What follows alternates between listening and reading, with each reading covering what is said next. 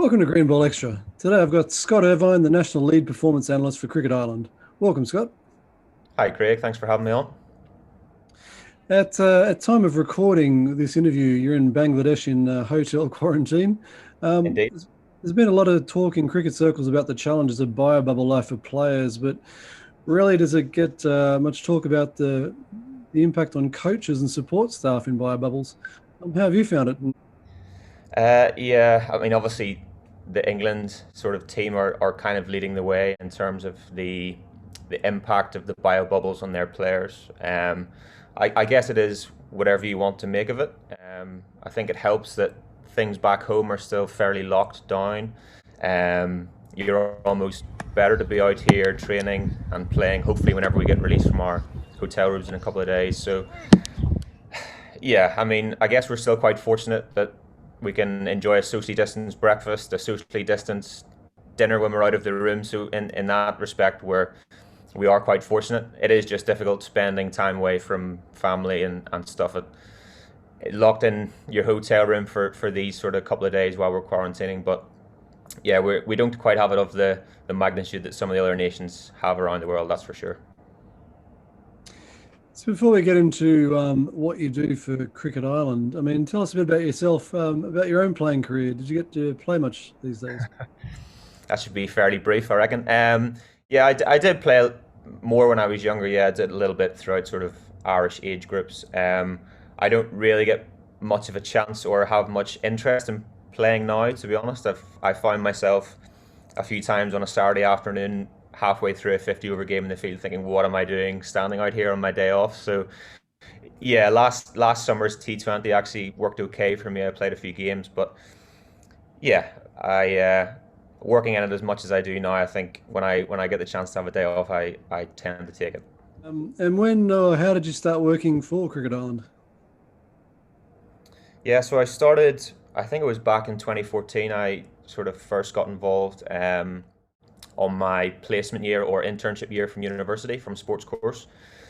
I contacted Cricket Ireland and was linked in with Pete Johnson, who was doing the analysis at that time, and began an internship with him. It was great. Like, he gave me a lot of kind of responsibility at that time. There was just himself doing it, so I was able to get involved, get stuck in, covering matches, doing a lot of prep around series. So yeah, it was great.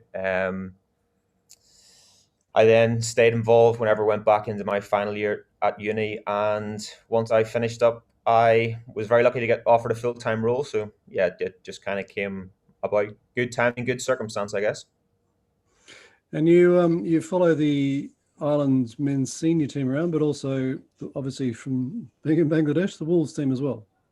Yeah, so my role mainly focuses on the men's side of the game. We have another analyst, Jay, who focuses predominantly more with the women. So yeah, I cover all the men's senior cricket, Wolves, and a little bit of men's into pro cricket still. So yeah, there's as our calendar gets busier, so do all of the members of support staff. So yeah, it's what we've wanted for a number of years, and very fortunate to be involved at the time that we are now.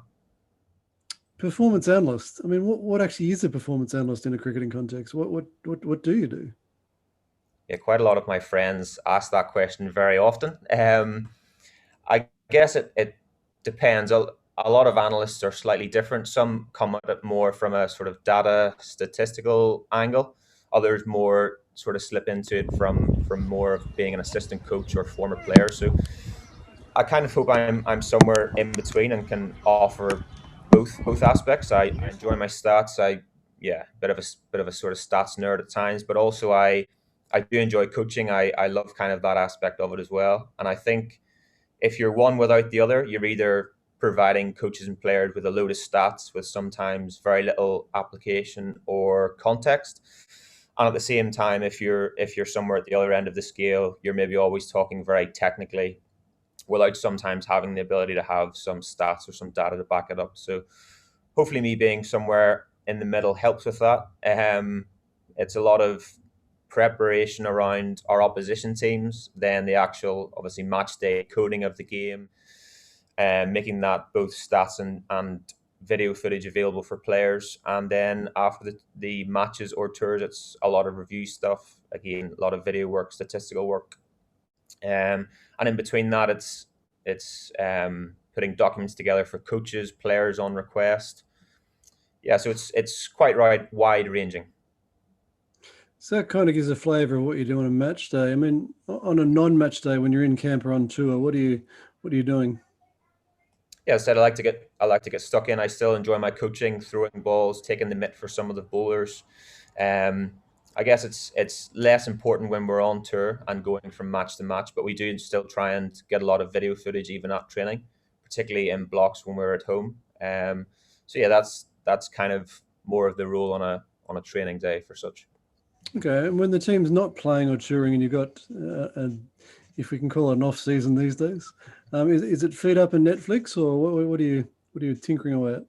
I wish. Yeah, there's always something you can be kind of tinkering or putting forward. Like as I said, we have now quite a busy schedule. When we return from one tour, maybe take a day or two off and review that particular trip, and then it's literally all full steam ahead for the next trip, getting ready for the next opposition team.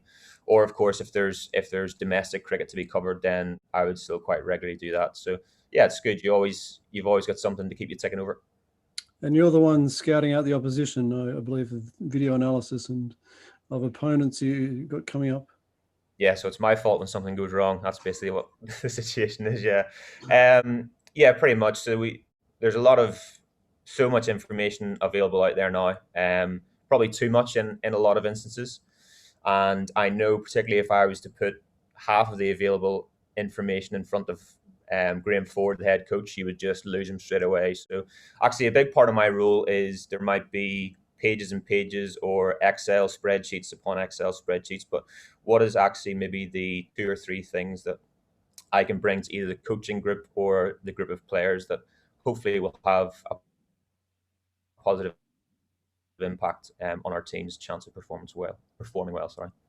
So take someone like a Rashid Khan. What are you doing? What are you bringing to the players, or what are you bringing to the table in terms of analysis on someone like a Rashid? That's a name that's haunted quite a few of my evenings, Craig. Yeah, he's obviously a world class bowler. He is one of the best, if not the best, in the world. And I think the challenge with Rashid is whenever he first came on the scene, he was a lot more obvious in terms of his variations and wasn't quite as subtle at hiding it. I think playing us more often, playing in these franchise leagues more often, he's very clever about doing that. So it's constantly just looking at the most up to date footage and trying to pick out one or two key differences. I won't give those away just in case for whatever reason people happen to watch this. But yeah, we do have a couple of visual cues that our batters use. And like we coped reasonably well with him in that recent series. Obviously, Sterlo and Andrew Balbirnie have actually faced him more in one day cricket than anyone else in the world. So whilst I can give advice from a video point of view, it's actually there's literally no better two people to speak about Rashid Khan than those two guys in our group. So they're a really useful tool. And I mean, to you particularly, what has been your favourite match, series, or tour to be part of? Yeah, unfortunately, I got involved just after the 2015 World Cup, and I know there's a couple of great games in that I would love to have been part of. I actually think probably my two most enjoyable games have been two of our test matches. Obviously, that first test against Pakistan, the occasion wasn't so great whenever we were whatever 6 for 4 or whatever that was, but we then fought back pretty well. Kevy's 100, and then obviously that morning at Lords. How can anyone involved in Irish cricket not treasure that first morning rather than the final morning? But yeah, I guess there wasn't a day three. We don't remember day three. It just stopped after 85 all out or whatever it was. I think because we play so little red ball cricket, obviously we haven't played a test since that. Those games stand out really importantly. We've had some great wins against full members in even the last 12 months, but certainly those two test matches stick to the front of the mind. And undoubtedly, when on tour, particularly, some funny or lighter moments happen. What's some of the funnier moments, or because you've experienced on tour? Yeah, I do remember it got a little bit of attraction on Twitter, but a time where in Sri Lanka 2 years ago now, I was sitting coding the game, and the next thing I thought it was the wind or something started blowing, and my camera was all of a sudden pointing at the sky. And it wasn't until I saw this little monkey-shaped nose peering down my lens that I actually realized that had my clamp not been, or had my camera not been clamped down, that would have been €500 less off of camera equipment. So yeah, that was quite an amusing one. And have you ever, like, this is, you're obviously a cricket fan as well as a cricket analyst. I mean, have you ever been caught up in a game or in the moment, the atmosphere, that it's distracted you from coding, or is it just heads down and? Yeah, I get a bit of stick from the rest of support staff, particularly when we're in the field, because there's very few of the players around, that I get very into it and shout and scream from behind my laptop. But in my defence, I'm the one that has to watch every single ball closely. So yeah, I don't get distracted. I still am able to do my job, but I do get into it. I think the only one was the T20. We beat the West Indies last year after Josh Little got us to win off the last ball. The length of the video clip was about 16 minutes or something. I forgot to hit end capture, and it just kept on going for another sort of 15 minutes. But yeah, no disaster stories really apart from that. I think many people enjoy that 15 minutes. Finally, to wrap up, if you were able to draft a former international Irish cricketer in their prime into the current squad, who would you choose and why?